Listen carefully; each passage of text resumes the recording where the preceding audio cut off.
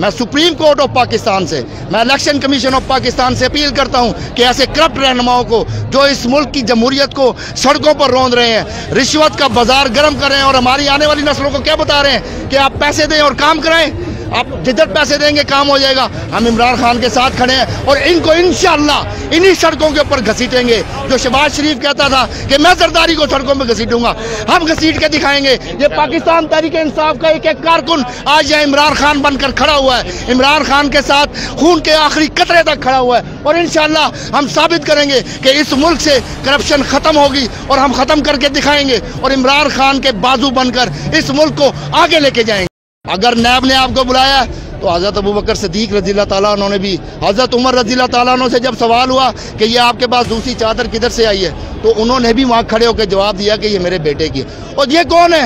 ये कहते हैं कोई हमसे एहतसाब नहीं कर सकता। इसी मुल्क में एहतसाब होगा इंशाअल्लाह, इसी मुल्क में एहतसाब होगा और इन सब के साथ एहतसाब होगा और आप पूरी दुनिया देखेगी कि पाकिस्तान दुनिया का अजीम मुल्क बनेगा इंशाअल्लाह। हम इमरान खान के साथ खड़े हैं और इनको इंशाअल्लाह इन्हीं सड़कों के ऊपर घसीटेंगे। जो शहबाज शरीफ कहता था कि मैं जरदारी को सड़कों में घसीटूंगा, हम घसीट के दिखाएंगे। ये पाकिस्तान तहरीक इंसाफ का एक एक कारकुन आज यहाँ इमरान खान बनकर खड़ा हुआ है, इमरान खान के साथ खून के आखिरी कतरे तक खड़ा हुआ है और इंशाअल्लाह हम साबित करेंगे कि इस मुल्क से करप्शन खत्म होगी और हम खत्म करके दिखाएंगे कि इन्होंने जो छोटी छोटी जलसियां की थी 11 जमातों ने, मिक्स अचार ने जो 11 जमातों ने मिलके हराम का पैसा लगा के जो जलसे किए थे, ये अवाम अपनी जेब से खर्च करके आपके जलसे करेगी इंशाअल्लाह। आते ना मैच खेलते, आज आते मैच खेलते हैं। तो सर मौलाना की क्या हैसियत है मैं बता रहा हूँ। आप मौलाना है, खामा इंपोर्टेंस दिए जा रहे हैं मौलाना को।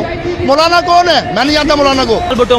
बिलावल भुट्टो और मरियम नवाज। सुभान अल्लाह, क्या सवाल आपने किया।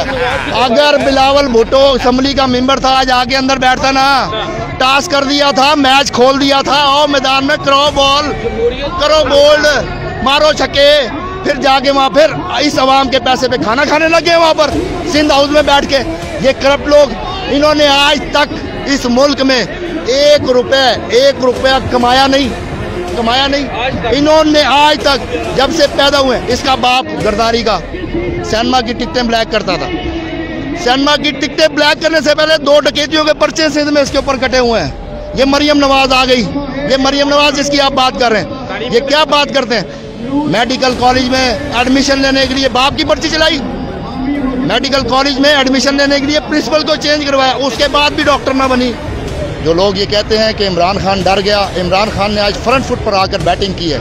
पाकिस्तान की तारीख में पहला प्राइम मिनिस्टर है।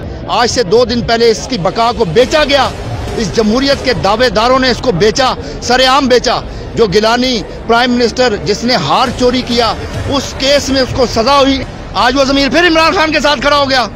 पैसे की ताकत मुल्क में चलती है। बहुत से लोगों को बहुत सी प्रॉब्लम्स होती हैं, मुआशी प्रॉब्लम्स होती हैं, किसी की कोई और प्रॉब्लम होती है। सिंध के अंदर असेंबली में सिटिंग एमपीएस को किडनैप किया गया, उनके बच्चों को धमकी दी गई कि अगर आपने वोट न डाला तो हम आपको बच्चों को कत्ल कर देंगे, आपके बच्चों को बम से उड़ा देंगे। क्या इन इमरान के बीवी बच्चे नहीं हैं? क्या इनको ये इस किस्म की धमकियां नहीं मिल सकती? ये लोग इक़्तिदार में किस लिए आना चाहते हैं? अपने मुकदमात को ख़त्म करने के लिए, अपनी करप्शन को छुपाने के लिए। ये करप्शन अब नहीं छुपेगी। ये करप्शन अवाम को इमरान खान ने पिछले 24 साल में, मैं पिछले 24 साल से इमरान खान का साथी हूँ।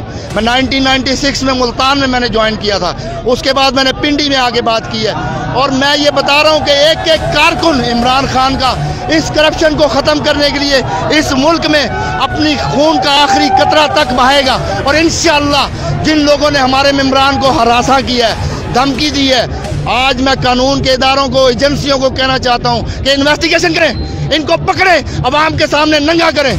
ये क्या तमाशा लगाया हुआ है कि इधर से वोट खरीद लिया, उधर से वोट खरीद लिया, इसने वोट खरीदा। जो लोग पैसे देकर सेनेट में पहुंचे हैं, क्या वो इस मुल्क के मुस्तकबिल के लिए, आप नौजवानों के मुस्तकबिल का फैसला करेंगे? वो कल को आपसे नौकरी के लिए 10 लाख, इनसे 20 लाख, उनसे 5 लाख, उनसे 8 लाख मांगेंगे, अपना पैसा पूरा करेंगे। इन्होंने एक कारोबार, एक इन्वेस्टमेंट बनाई हुई है असेंबली को।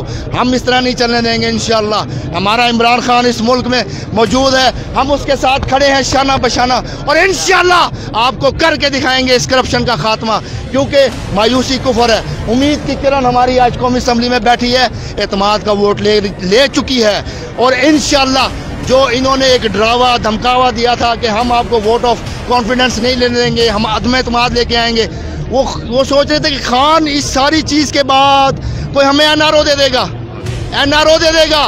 आज वो दुम दबा के भाग गए यहाँ से, असम्बली में नहीं आए, उन्होंने आज फेस नहीं किया कि वो लोग बैठे हुए उन्हीं हराम के पैसों से आज सिंध हाउस में नाश्ता खा रहे हैं, रोटियां खा रहे हैं, इस अवाम के टैक्स के पैसों से वहाँ बैठ के खाने खा रहे हैं। ये बहत्तर डिशें खाने वाले लोग ये हमारे मुल्क का मुस्तकबिल संवारेंगे।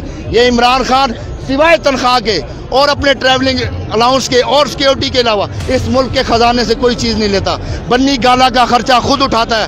ये कप्तान पिछले 24 साल से जिस मिशन पे लगा हुआ है, हम इंशाअल्लाह अपने खून का आखिरी कतरा दे के इस मिशन को कामयाब करेंगे। और जो लोग ये सोचते हैं कि इमरान खान को डरा देंगे, मेरा उनके लिए वाज़ेह पैगाम है कि आए, हर इमरान खान हर गली, हर यूनियन काउंसिल, हर वार्ड में खड़ा हुआ है। हम मुकाबला करने के लिए तैयार हैं। जिन्होंने कल फैसल जावेद को हिरासा किया है, हम उनको कहते हैं आए हमारे से मुकाबला करें। हमारे एक मेंबर को देख कर हम डी चौक पे खड़े हुए हैं। जब कहेंगे, जिधर कहेंगे, हम आके आपसे मुकाबला करेंगे इंशाल्लाह। और इस करप्शन को इसी जमीन के अंदर दफन करेंगे और इन करप्शन करने वालों को इसी डी चौक पे इंशाल्लाह उल्टा लटका के छितर मारेंगे।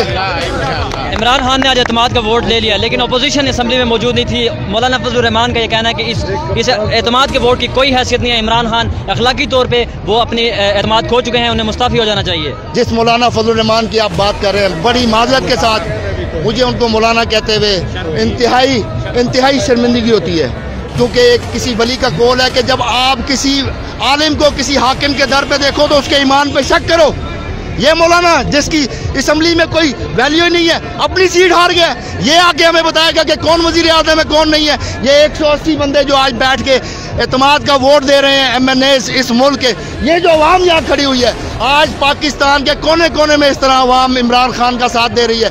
वो मौलाना फजलुर रहमान जो हमारी एक फीमेल कैंडिडेट से हार गया, वो हमारे कप्तान को बताएगा कि इस असम्बली की वैल्यू है या नहीं है। वो जो पिछले 22 साल से मिनिस्टर इनकलेब में रह रहा था, उसको तकलीफ ही यही है कि हम मिनिस्टर इनकलेब से निकल गए। हमारे पास, मुझे बताएं, एतमाद का वोट खान ने ले लिया। मुझे बताएं, अगर मेरे पर कोई इल्ज़ाम लगता है, मैं जाऊंगा उसको क्लियर करूंगा। मैं ये नहीं कहूँगा मैं इस इदारे की ऐसी कर दूंगा, मैं इस इदारे के साथ ये कर दूंगा। अगर नैब ने आपको बुलाया तो हज़रत अबू बकर सिद्दीक रज़ियल्लाहु ताला अन्हु ने भी, हज़रत उमर रज़ियल्लाहु ताला अन्हु से जब सवाल हुआ कि ये आपके पास दूसरी चादर किधर से आई है, तो उन्होंने भी वहाँ खड़े होकर जवाब दिया कि ये मेरे बेटे की। और ये कौन है?